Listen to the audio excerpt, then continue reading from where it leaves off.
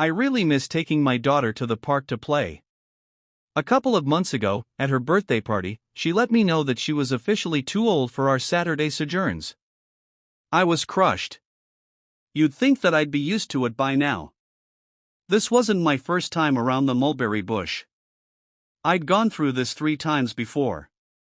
However, knowing that this was going to be the last time, I was hoping that we'd make it until at least 10 before Lisa's independent streak set in.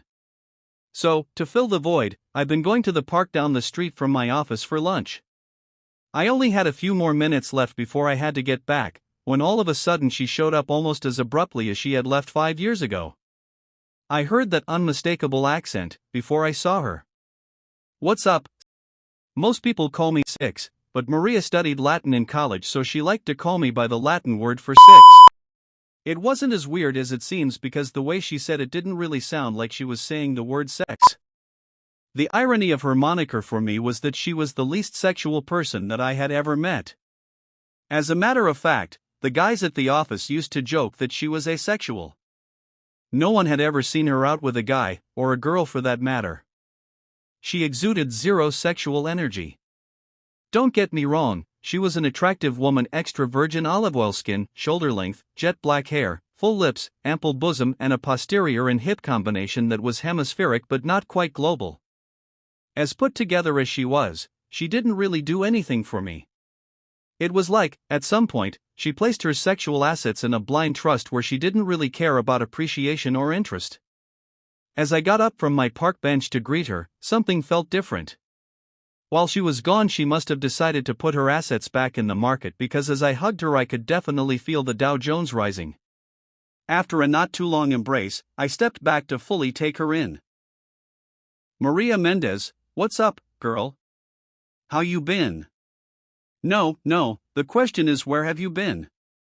It's like you fell off the face of the earth. It was like one day you were here and the next day you were gone. "I'm good. All's right with the world," she replied. "I just had some things I had to take care of, so I decided to go away for a bit." She seemed preoccupied, as if she were dividing her attention. "Where'd you go?" I asked. "That's not important," she said defensively. "I'm sorry," I said, "I wasn't trying to pry. We were all worried when we didn't hear from you after you left." "Well, you look good and I'm glad to hear that you're okay." Maria kept glancing over her shoulder. There was an awkward silence that I decided to fill by asking, "So, how long you in town for?" Realizing that I had asked a question, she snapped back to attention and replied, "Just for a moment." "Okay, cool," I said as I reached down to gather the remnants of my lunch from the park bench. "If you have time, come by the offices. I'm sure everybody would love to see you." I felt a buzz on my wrist. I looked down at my watch to check the notification. I leaned to the right, into the field of Maria's gaze, and said, "Hey, I gotta get back. I got a 1:30. I flipped my trash towards a nearby garbage can. Some of it didn't make the full journey and fell short. "I'll tell the crew that I saw you." I returned to the bench, grabbed my jacket, and started to make my way back to the office. Maria grabbed my arm and sultrily said, "Sex, hold up. I need to talk to you." The warmth of her touch radiated throughout my entire being. It was a touch that I hadn't felt in a very long time. It scared me, not because it was something to be feared, but because it elicited a sense of hope and promise that was uncomfortable coming from somebody other than Josephine. In that moment, a part of me felt as though I had somehow betrayed my marriage vows. It wasn't the remnants of the newfound physical attraction that I felt for Maria from our brief embrace. I had been attracted to scores of women over the course of my marriage. I am a man, after all. Being physically attracted to someone doesn't mean that I wanted to have sex with them. As a matter of fact, when I saw an attractive woman, it made me want to make love to my wife. Many of my married friends have stepped out on their spouses and have suffered the consequences.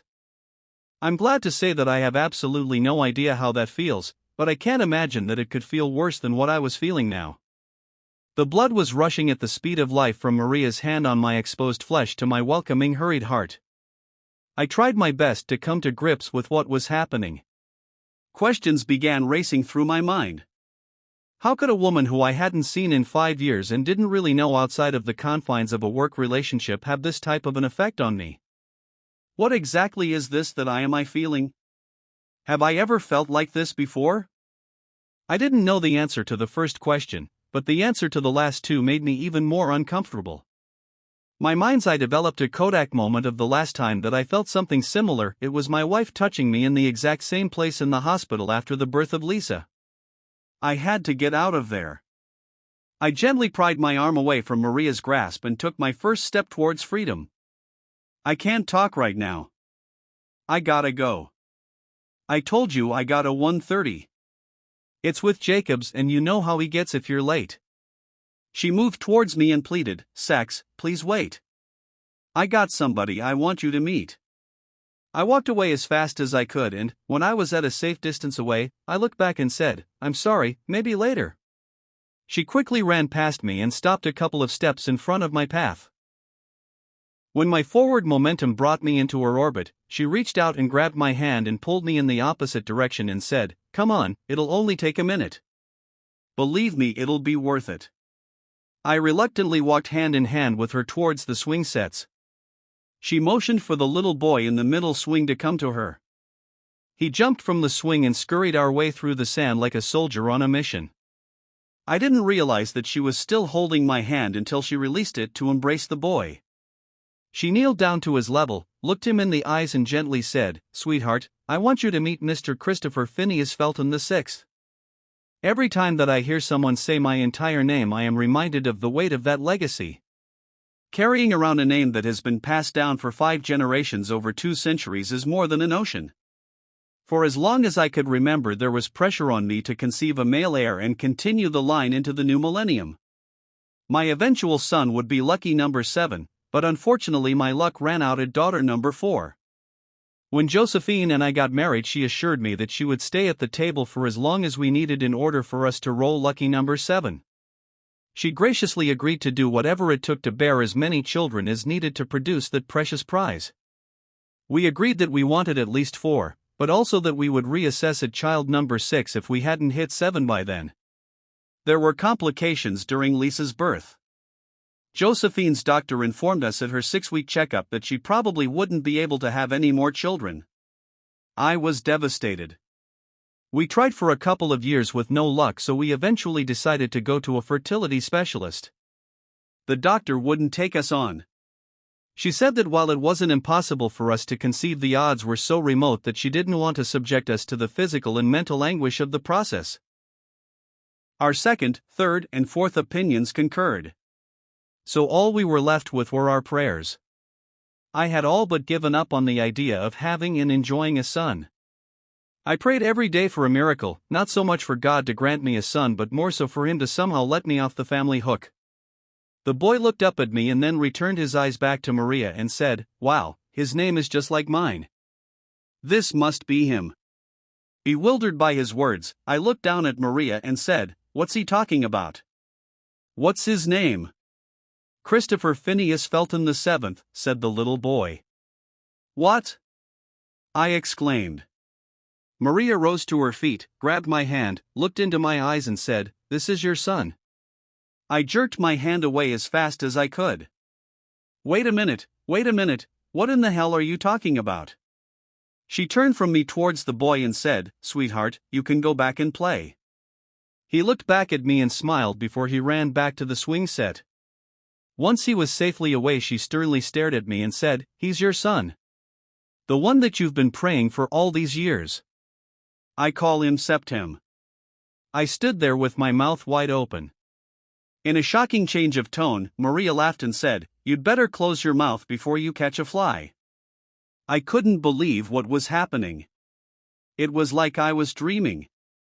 After gathering my thoughts, I looked at her and said, Look here, Maria, I don't know what kind of joke you're trying to pull here, but it sure as hell isn't funny. I'm sorry I wasn't laughing at you, it's just that the expression on your face is priceless, she replied. I needed answers, so I fired a series of rapid-fire questions her way. Her responses left me even more confused. So you expect me to believe that this boy is my son? That you somehow magically had my child? That's absolutely impossible given the fact that you and I have never had sex. I don't expect you to believe anything. You can believe whatever you want. But we've never even kissed. How in the hell can he be my son? Like I said, you can believe whatever you want, sex. What do you want, Maria? Do you need money? No, I don't want or need anything from you. I'm just here to deliver your son to you. He's the one that needs you and you need him. Isn't that what you always wanted? I went ballistic. Why are you messing with me, Maria? This is really cruel. I paced back and forth in a daze for a few moments and then, out of exasperation, exclaimed, "You know what, I'm outta here. You and Septem have a nice life." Maria yelled out after me, "Sex." Septem sucks his thumb and sleeps curled up under his bed when he's restless just like you did when you were his age. How in the world did she know that? Even though she and I worked together for about 3 years, I had never had any in-depth conversations with her. She had met Josephine and the girls a couple of times at company functions. Maybe Josephine had shared with her the little tidbit of information she was now using to get into my head. I slowed my roll, turned around and yelled back, "Did Josephine tell you that?"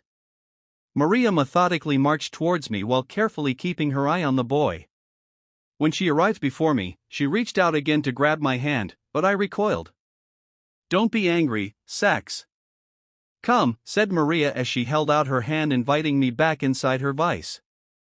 The look in her eyes began to slowly extinguish my flames of fury.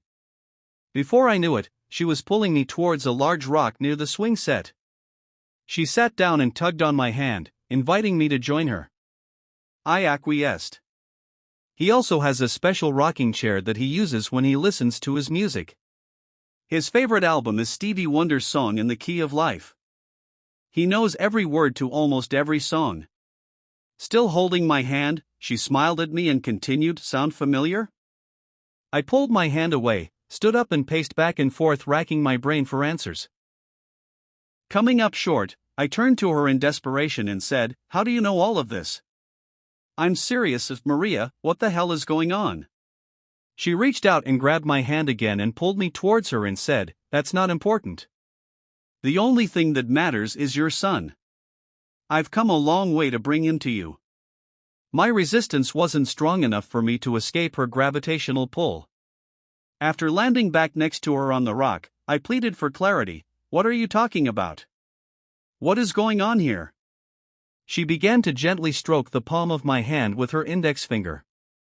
"Look at him. I mean, really look at him. You have to admit that he looks just like you. Sex, come on, deep down inside you know he's your son." I didn't really remember what he looked like from our brief close-up encounter a few minutes ago. I looked over towards the swings to see him again for the first time.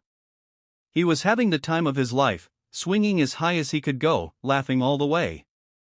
I was conflicted. Part of me was hoping that there was absolutely no resemblance or connection at all and that I could eventually escape this nightmare and retire to my meeting with Jacobs and forget all about this. Another part of me was desperately hoping that I would see my diminutive doppelganger and that I could somehow come out of this with a son without the invariable and accompanying consequences. "Septem, come here," yelled Maria.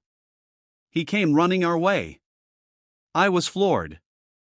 It was like watching an old Super 8 tape that my dad made of me when I was 4. He ran up to me and jumped in my lap. My emotions began to separate and settle like oil and vinegar. "So you're my dad? I bet you like peanut butter and banana sandwiches just like me?" I glanced a few feet away and saw a couple of pigeons pecking away at what was left of my chunky peanut butter and banana on potato bread sandwich at the foot of the garbage can. It was too much for me to process. I couldn't contain my emotions, the levee broke. I began to sob